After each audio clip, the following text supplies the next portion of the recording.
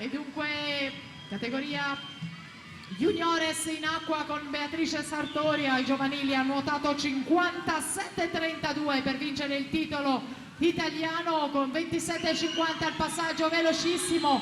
Franconetti già ottima nel dorso, si ricarica nello stile libero, primato della manifestazione in questa gara è 55,00 di Giorgia Biondani, un primato difficilissimo per la Sartori. 2 ori, un argento e un bronzo in Coppa Komen al 5 Nazioni, sempre con la nazionale giovanile, oro, argento e 2 bronzi. Ancora la Sartori al comando, Beatrice Sartori 57,11 per la vittoria, Martina Franconetti 57,76 è seconda per lo stile libero.